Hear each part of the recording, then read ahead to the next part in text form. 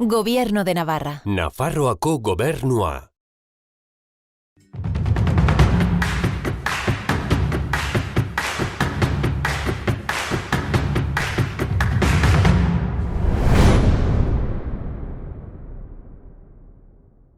Kaixo guztioi eta ongi etorri berriz ere herriz herrira.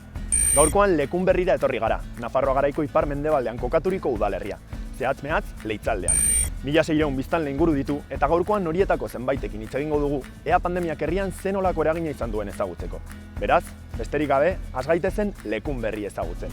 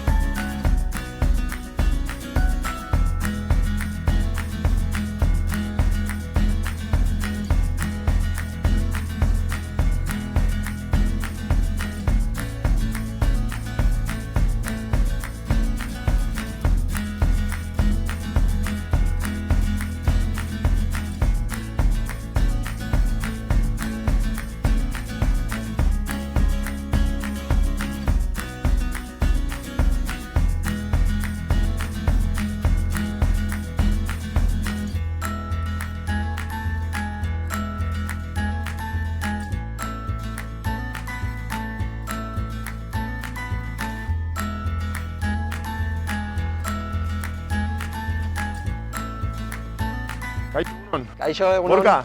Bai, ni naiz. Opa, Pablo Gixi, Xaloa telebistakoa. Plazer bat, Gorka. Kontatu pixka, ea nora ekarri gaituzun, ez da, Gorka? Begira, hau da Lekunberri eta hau da Lekunberriko udaletxea, eraikin historikoa, eta bertan, lan egiten dugu jende asko, eta azkeneko herrikoa, hori da.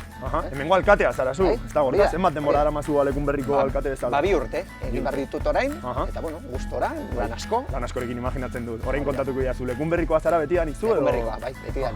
Perfecto, ze iruditzen zaizu barrura sartzen bagara, Gorka? Ongi etorria. Lasai egiteko, mila esker. Gure bulegora edo, zuk esaten duzun tokira. Hori da, begira. Kaixo, egunon.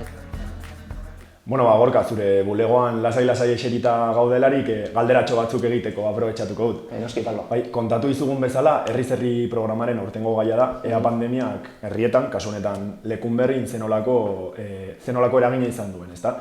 Zuri galdera hauek udal eta alkate perspektiba batetik egingo izkizut. Beraz, Gorka, egin nahi dizuan lehenengo galdera da, ea pandemiak Lekunberriren kasuan zenolako intzidentzia izan duen. Datuak ikusita eragina ez da oso handia izan, berez 110tik bera izan da intzidentzia, orduan, esan genezake nahiko datu onak izan direla, edo ez oso txarrak, bentsat ikusita edo alderatuta beste herrialde batzuekin. Orduan, esan genezake alde horretatik, nahiko ongi joan dela. Pozik zaudete alde horretatik, ez? Bai, pozik. Bai egia dela, noski psikologikoki, herria nekatuta egon daitekeela, beste leku batzuetan bezala, azkenean urte eta piko daramatzagu gai honekin, eta azkenean horrek badakar berarekin neke aldi bat, ez?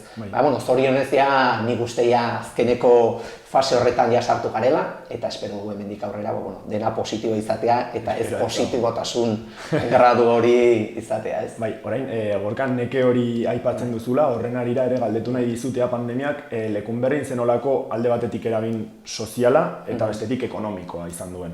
Bai, berez, nik ikusi dezakena denez, behintzat ez du eragin handiegirik izan, ez?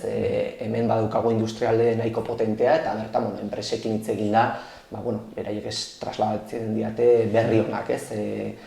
Beraiek normaltasunez lan egin dute, eta beraz, alde horretatik, oso pozik egon gaitezke. Gero, bai, seguraski, autonomoak eta bai, sufritu dutuela honen eraginak, eta baita ere esaten nuen bezala, sozialki ere eragin asko. Ostalaritzan, adibidez, hor bai sufritu dutela, bai ere udaletik ere laguntzak eskaini diegula, bai bonoekin eta baita ere diru laguntza zuzenekin.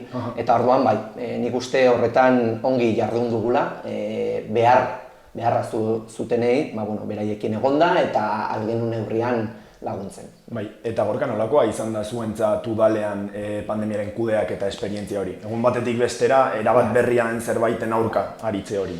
Esperientzia oso gogorra, esan behar dut, bai egideala askotan ere positibotasunakin hartzen dugula, resilientzia esaten dena, azkenean zerbait txarretik zerbait ona ateratzea, baina, amets gaizto bezala, gogoratzen dut martxoaren 12-13 egun horiek, oso gogorra izatea, azkenean ez genukan gida liburu bat, jakiteko zenolako erabakiak hartu, jendeari ere ez genekien askotan ere erantzunak ematen olako gaietan, eta orduan, oso amets gaizto bezala goratzen dut egun horiek, erabaki asko hartzeko, baita ere, kaleak nola zeuden, gris ez beteta, eta jendeari somatzen zitzaion beldur hori, eta gu ere hemen ardura oso handia goraka ere ikusten genuen, eta gure agintariak ere, askotan ez dekiten ere zenolako erantzunak eman. Orduan, incertidumbre hori txarrena eramaten dena olakotan, eta azkenean esaten dugana, esperientzia positiboa bezala ikusten dut alde horretatik, esatea bizi izango dugula olako esperientzia, nahiko ongi eraman dugula, eta azkenean olakoak esaten den bezala, ez zaituena hiltzen, gogorrago edo indartsuago egiten zaitu, Hori galdetu nahi izan Gorka, ikasketarako erabilgarria ere izan da pandemia esperientzia hau? Noski baietz, bai. Ni beti esaten dut esperientzia guztiak, onak eta txarrak, onerako izaten direla. Azkenean beti ere porrotetik ikasten dugu gehiago, garaipenetatik baino, eta baita ere esperientzia txarretik ere gauz osonak ateratzen ditugu, indartsuago sentitzen gara, olako esperientziak bizi izan da, zenolako gaitasuna izan dezakegun gauz txarrei aurre egiteko, Eta nik uste gure gizartea orokorrean ere horrela pentsatuko dula, edo horrela pentsatu beharko genuke, Seguraski izango ditugu erronka gehiago, hemendikan aurrera, eta olako izpirituakin bizi behar ditugu. Jakina da Gorka, pandemiaren ondorioz, arlo ia guztietan berrikuntzak, moldaketak eta egon direla, lan dinamikak izugarri aldatu direla. Lekunberriko udalaren kasuan, zuen lan dinamika zenolako moduan aldatu da pandemiaren ondorioz?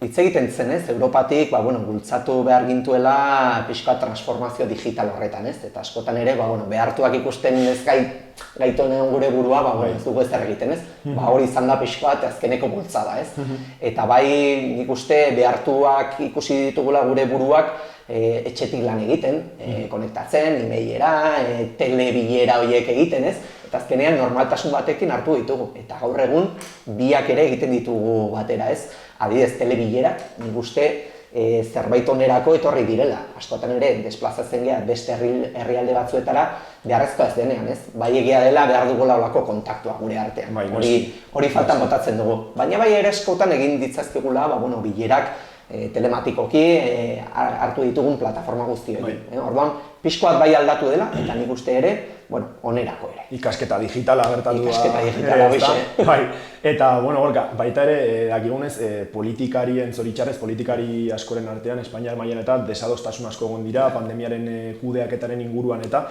Lekunberriko udalaren kasuan, okerez banago, zuen taldea, talde independentea dago, ezta? Eta EH Bildu ere dago udalean. Zuen artean, pandemiaren kudeak eta esperientzia honetan, adostasuna egonda edo nolakoa izan da? Bai, pozez esan genezake oso filin ona egondala, horretan. Nik uste, altueran egon garela, denak ere, bai Lekunberriko taldea, bai EH Bildu, hau kudeatzeko. Nik uste, olako gaiak etortzen direnean, ikusi izan ditugu kongresuan nola egon direnez, baina hemen behintzat, batuta egon gera, ikusten genuen denak ere, herria berzula gure batasuna, honi aurre egiteko, eta horretan, nik uste bai lekzio bat eman dugula, edo behintzat, pozik egoteko motibo bat badukagu horretan, ez? Ez da gutxienekoa, adostasun hori egotea. Ez da gutxienekoa, ez. Olakotan nik uste, zentzu amankoguna berdela, ez? Olako gaiak kudeatzeko, denak ere badakigu olakoak inoiz bizi ezin ditugula, eta olako gaietan batuta egotea eta denak elkarlanean egitea nik uste gako bat da. Hori da, bai. Eta bukatzen joateko, Gorka, zuk Lekunberriko alkate bezala, hemengo biztanleriari gauden egoera honetan, esan duzun bezala ematen duela pixka bat, gora edo bera egiten ari duela egoerak, zen mezu emango zenieke?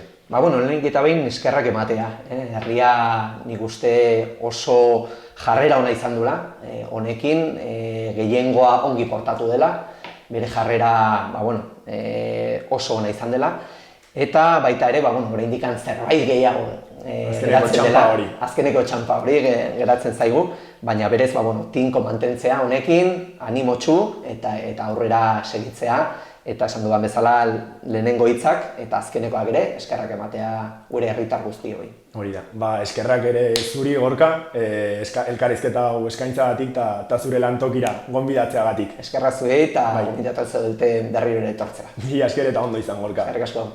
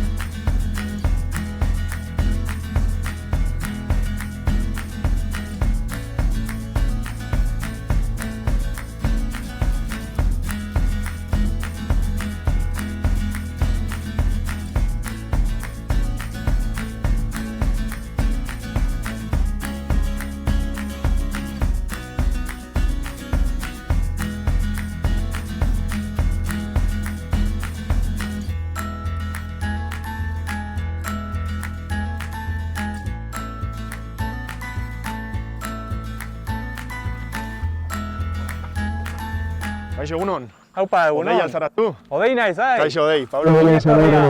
Plazer bat. Ongi etorri, baino nora, Odei, kontatu pixka batean nora ekarri gaituzun. Begira, hau Lekunberriko estazio zarra da. Tren estazio zarra, eta orain turismo bulego gisa... Birmoldatua, ezta? Hori da, holaxe. Zenbat denbora dara mazuzuk hemen lan egiten, Odei? Bai, nik 3 urte, hau izango da 3. uda hemen lanean. Bertakoa Lekunberrikoa altzarazu edo beste tokiren batekoa? Zonaldekoa, Irurtzungoa naiz. Gertukoa, ezta? Gertukoa, hori da.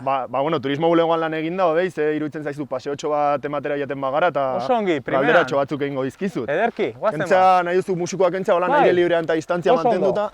Primeran. Bai. Odei, lehen kontatu dizugun bezala, herri programaren aurtengo gaia da, pandemiak herrietan, kasu honetan Lekunberrin, zenolako eragina izan duen. Eta zuri galdera hauek turismo bulegoan lan eginda, turismo perspektiba horretatik egingo izkizu. Baina eragin horri buruz hitz egin baino lehen, Odei, nahi dut kontatzea pixka batea, turismoa zenolakoa den Lekunberrin pandemiarik gabeko garaietan, normalean. Gehien bat, gure zonaldera hurbiltzen diren bisitariek gustokoa dute naturbidea bezalako bidetatik ibiltzea, bai txirrindulaz egiteko aukera dago, baita ere oinez egiteko aukera, eta badaude beste baliabide polit batzuk, bai Mendukillo kokobak, Leitzako herria bera ere, Lekunberri, badatoz egun pasa, Iruñako jendea, eta gero estatu mailatik ere etortzen dira udan batez ere bisitari ugari, batez ere naturaz gozatzera, eta leku oso lasaia denez, deskansatzera. Beraz, turismo desente izan nahi duzue? Hori da, bai. Eta gainera ikusten ari gara azken urteotan hazten ari dela. Estadistikek hori diote.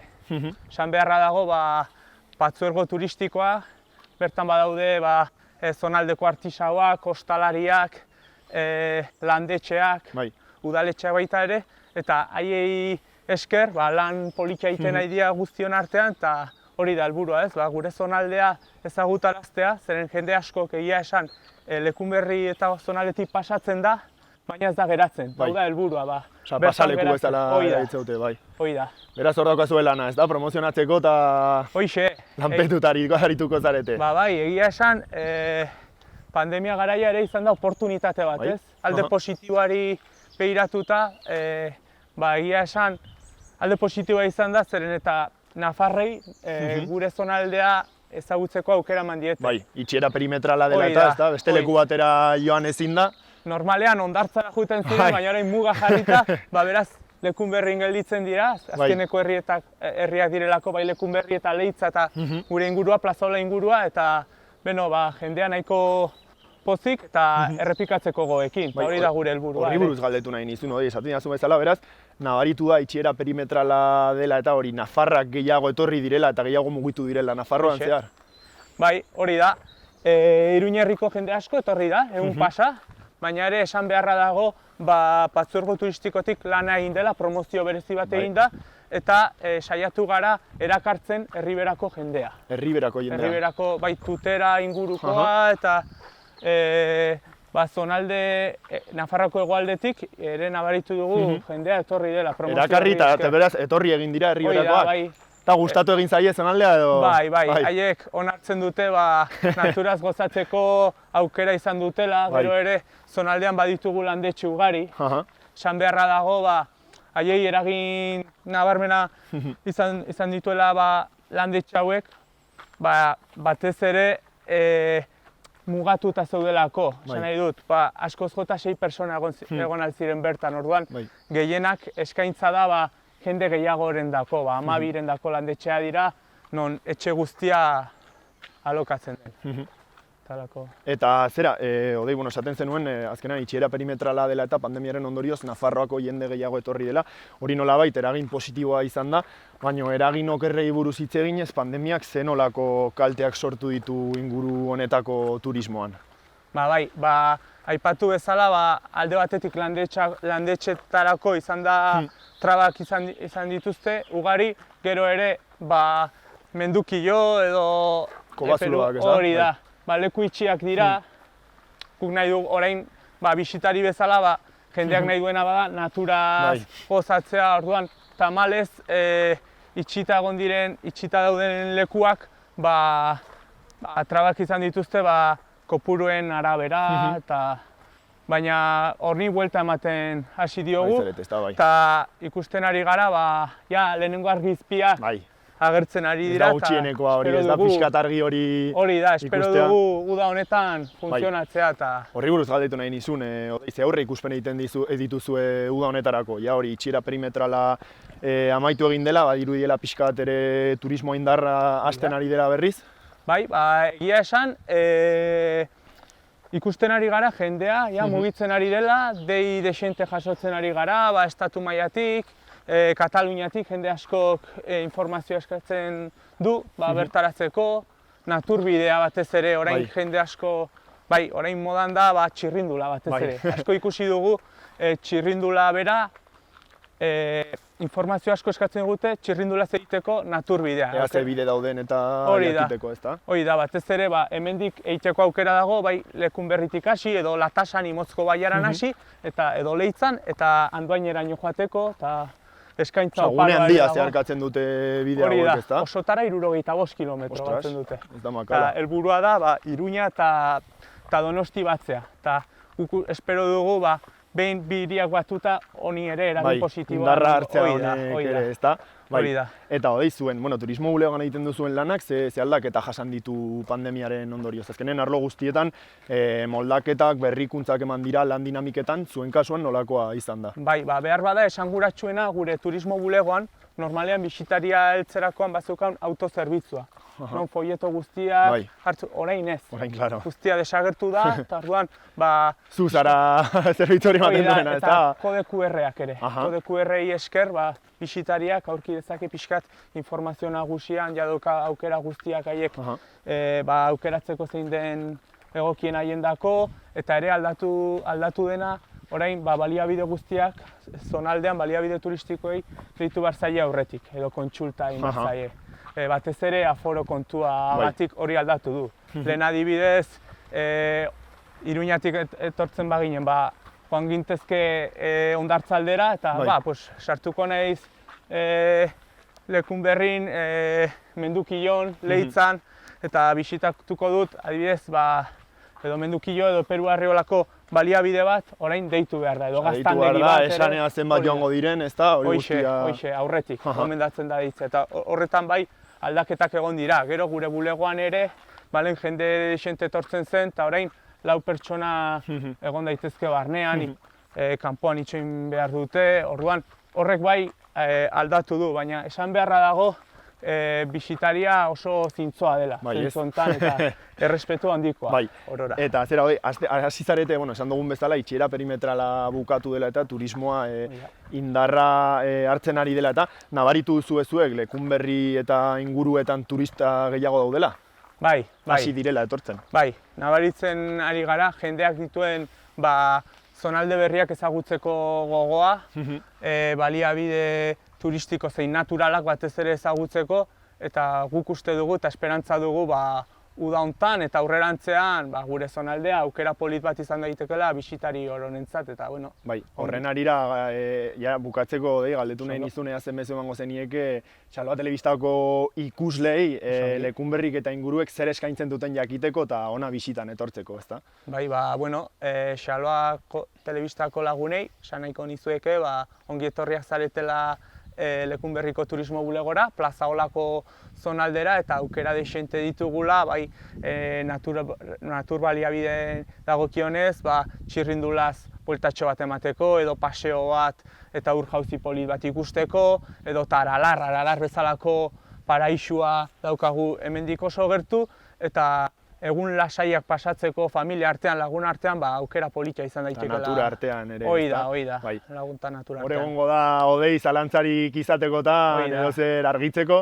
Bai, beraz, animatzen ditugu Xaloa Telebistako ikusleak Lekunberri eta inguruak bisitatzeko. Hori da, ongi etorriak zarete eta mila esker gure partetik Xaloako lagunei aukera paregabe hau gure zonaldea ezagutarazteko aukera paregabe emateagatik. Mila esker zuri odei, zure moraren zatitxo bat guretzat ateratzeko eta bideain polita hau erakutsi eta Lekunberri buruz azaltzeagatik. Oso ondo izan eta placer bat izan da. Mila esker. Aio. Agur, bai.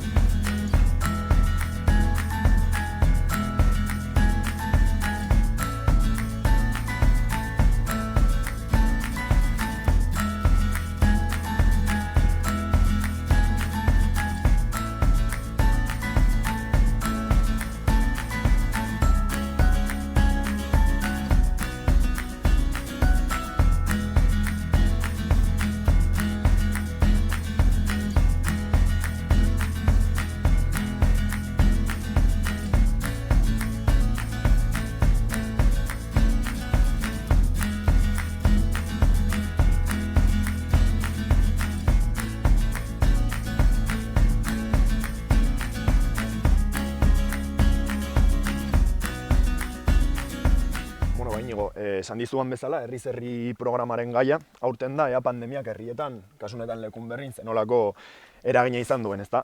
Asko hitz egiten da pandemiak izan dituen eragin okerrei buruz, normala, noski, baina kasu honetan kontatu idazun bezala eta igoeran zehar ikusi dugun bezala, Lekunberrin pandemiak gutxienez eragin positibo bat izan du, ezta? Bai. Egia hemen gauden tokia Inigo kontatu pixka bat, nora ekarri gaituzun. Bai, etorri gara Irmuga Bike Parkera, Lekunberrin egin dugun parke txiki batera, mendiko bizikletarekin ibiltzekoa, eta hau sortu zen, pandemiari esker sortu zen, bai. Nolakoa izan zen, zergatik eta noiz sortu zen, Inigo? Bueno, zergatia izan du zen, lehengurteko pandemian hasieran, dena konfinamentuekin ginenean, eta gure etxetik ezin ginenean atea, eta ez gure municipiotik. Ja pandemia konfinamentua altxatzen hasi zanean, Lekunberri oso herri polit bada, baina oso mendi gutxi dauka. Orduan, ezin ginen gure municipiotik atera, kasu honetan Lekunberri, eta ja hasi ginen aspertzen nun ibiltzea, mendiko bizikletarekin.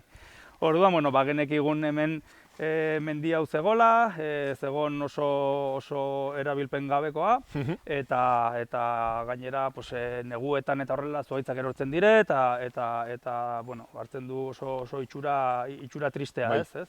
Orduan, ikusi ginen hemen aukera egongo zela mendiko bizikletaren jetxieraren bat obeste egitekoa, eta hitz egin ginen udaletxearekin, printzipioz terrenoa zan publikoa, zan herriaren terrenoa, orduan esan genuen, aukera aukiko genuen hemen egiteko lan pixko bat, eskuz, hasi ginen gu eskuz. Ze lagunen baten artean edo nortzuen artean izan duten? Dakagu taldetxo bat, Lekunberri baik izena duena, azkenen hemen kuadrian ibiltzen garenak mendiko bizikleterekin. Ja lehen, hau sortu baino lehenagotik ere, ja taldea hor geneukan hori da. Orduan, taldekoa nahiko motibatutak ginen hemen zerbait egitekoa, eta hasi ginen. Ja urteko apirilen bertan, hasi ginen hemen senda markatzen eta salto batzuk egiten da horrela, eta ja automatikoki hasi ginen ibiltzen. Orduan, bueno, pues hori, pandemiari esker, pues hasi ginen ja aurrepausoa eman genuen hemen parke honekin. Ze auzolanaren bidez edo egin izan duzu Bai, hau? dena auzolanaren bidez. Bai. Bakoitza bere, bueno, normalen pues etxeak eta baratzentzako eta terrenontzako egiten ditugu erramintak, eta bestela pues erosi egin genitun, gure poltsikotik ordainduta noski, eta bai hasi ginen. Pues azkenen rastrillak behar dira, txurrak behar dira, palak, horrela erraminta horrekin hasi ginen. Osea, urte eta piko daramazu ja Inigo ez da, lanean. Bai. Eta oraintxe bertan zenbat pista edo zenbat senda dauzkazu hiru muga bike parkean? Pues oraintxe bertan daude hiru jetxiera. Hiru jetxiera, zailtasun ezberdinekoak, normalen bike park baten ezaugarria da gutxienez 4 jetxiera egotea eta bakoitza bere zailtasun ezberdinekoa izatea. Etortzen danarentzat pues edukitzeko aukera ezberdinak eta bueno, pues beti errepikatzeko aukerarekin, ez? Eta irekita dago ja jendea etortzeko edo? Bai, hirumuga, bueno, lehen urtean ja udaletxeak onartu zuenetikan eta señalizazioa eta jarri zenetikan, hau beti irikita egondu da, osea, nahi izan duena hemendikan jetxial izan du. Eta ze funtzionamendu dauka Inigo, ordaindu behar da, doakoa da, nola funtzionatzen du Ez, hau publikoa da eta doainik da. Osea, hau azkenen, hau da, gu talde bezala, geha sin ningún ánimo de lucro, gu hau egiten dugu gustatzen zaigulako, gure afizioa... Gustatu behar zaizue, bai. Asko gustatzen zaigu, gure afizioa delako. Eta bueno, pues bai eskaini nahi izan diogu udaletxeari, bueno, gure eskulana jarrita, pues Lekunberrik eduki zezan atraktibo turistiko berri bat, ez? Kasu honetan, pues egiten dugu, praktikatzen dugu gustatzen zaiguna, dala mendiko bizikletan ibiltzea eta aldi berean, pues eskaini diogu herriari, pues hemenen beste atraktibo turistiko bat, orduan. Bai, azkenean hona etortzeko aitzakiarekin, ez da, bertako ostalaritza laguntzea, komertzioak eta, ez da? Hori da. Eta harrera ona izan du momentu, Inigo parkeak? Oraingoz oso ona. Eta gainera onera ibiltzera etorri den jendea asko gustatu zaio parkea. Onartzen da parke txiki badela, hau ez dela Pirinota joatea bezala kriston jetxierak egitea, ez? Baina bueno, egin ditugu jetxierak kilometro terdikoa, gutxi gora bera, eta bastante ongi dago. Bai, momentuz 3 bide dauzkazuela esan diazu, ez da? Etorkizunarekiko zen nolako aurre ikuspen edo planak dauzkazu? Hombre, gustatuko litzaiguke, pues hori, 4 jetxiera ukitzea, ja bike park kompleto bat izateko, eta 4 jetxiera horiek ondo landutak egotea. Lehen urtean eskuz egin genituen jetxierak, pues igual, albaldin bada urrun urtean berriz makina permisoa lortu, berriz makina sartu eta izatea bike park txiki bat, baina ondo konstruituta. Osa, beraz, 2 senda egin dituzu zuek, auzolanaren bidez, eta beste batean makina sartu zenutela esan diazu, ezta? Hori da, bai. Eta beraz, bueno, ze udalak diru laguntzarik eta eman aldu, edo espreski zuena zuek jarritako dirua izan da? Ez, bueno, gu udaletxeari egin pasa diogu aurrekontu txiki bat, esan diogu hemen ze diru beharko genuken genukan ideia aurrera ateratzeko, eta bueno, lehen urtean aterazun partizipazio txiki bat, eta urtean atera du beste partizipazio txiki bat. Gero aldi berean lortu dugu Iruñako bizikleta denda batekin patrozinazioa, lortu dugu, orduan bera jarri du ja urte guztiontako diru kopurua golpetik jartzea, lortu dugu, eta ja, pues udaletxe jarri dunarekin eta bizikleta denda hau jarri dunarekin, Biraka Bikes deitzen dela, pues bueno, sartu gara nahi ginen presupuestoan. Eta bike parkera etorri den edo etortzen ari den jendea, nongoa, Nafarroakoa, hemen ingurukoa, kanpoko jendea ere izan duzue? Oraingoz ni dakitela, etortzen da Euskal Herri guztitik eta Nafarrotik, osea, Gasteiztik, Bilbotik eta ez dakit etorri dien, baina, bueno, Gipuzkoa eta Gasteiztik jente de etorri da, Logroñotik Herrixatik etorri da jendea, eta Nafarrotik gehiena. Eta promozio lanetan eta ari zaretera, eta sare sozialetan lan egiten edo pixka promozionatzeko parkea? Bai, bueno, Lekunberri Bike dauke Facebook bat, Facebook orrialde bat dauke, eta Instagram ere bai. Nola da, ikusleok jakin dezaten, Inigo?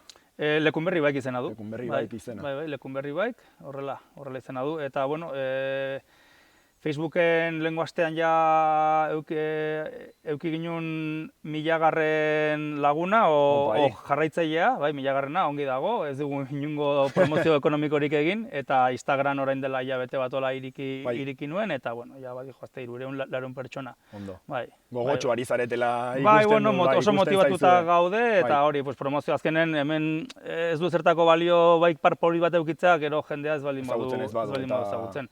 Orduan, pues bai, ni usten den Facebooka eta Instagrama gutxienez garantzitsuak direla, gero WhatsApp taldeak, beti, mendiko biziketan juntatzen gen WhatsApp taldeetan ebai, pues zabaltzen da notizia segituan. Bai, Xaloa telebistan ere zabalduko dugu, así que Horrela, espero horrela, dezagun horrela, inigo, horrela. geroz eta jende gehiago etortzea, Irunmuga Bike Parkera, eta hori, hain gogotsu, aritzen ari zareten bezain gogotsu jarraitzea, inigo. Beraz, mila esker elkarrizketa hau eskaintzeagatik, Zuei di. eta leku hain polita erakusteagatik, inigo. Vale, oso ongi. Oso ondo, placer bat eta ondo izan. Vale, ba. Aio!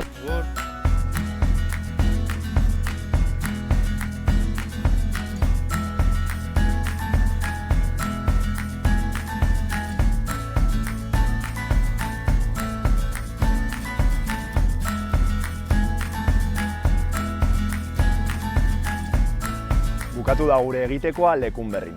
Oso pozikoaz, bertako natura, baina batez ere jendea eta haien istorioa ezagutzeagatik. Beraz, besterik gabe, besarka handia bidaltzen dizuegu eta horrengoan ikusiko dugu elkar. Aio!